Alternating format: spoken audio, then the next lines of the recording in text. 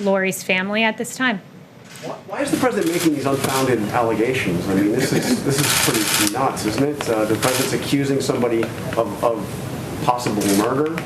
The family is pleading with the president to please stop unfounded conspiracy theories. Why is he doing it? Well, I would note that the president said this morning that this is not an original Trump thought, and it is not. In fact, 2003 on Don Imus's show, it was Don Imus and Joe Scarborough that joked about killing an intern, joked and laughed about it. So that was, I'm sure, pretty hurtful to Lori's family, and Joe Scarborough himself brought this up with Don Imus, and Joe Scarborough himself can answer it. He's the president of the United States, and he's accusing somebody of possibly murder. I mean, this is different. He's not a private citizen. He's the president.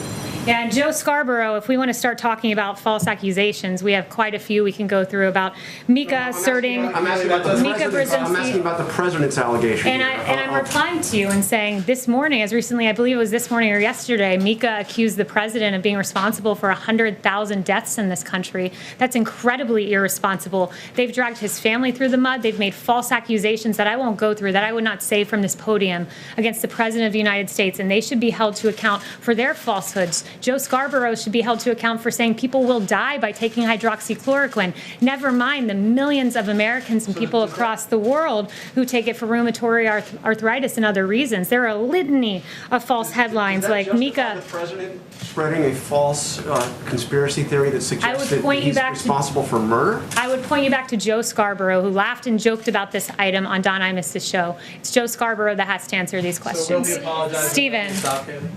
Stephen. Thank you. If I could, two questions. John Radcliffe was sworn in as intelligence director today.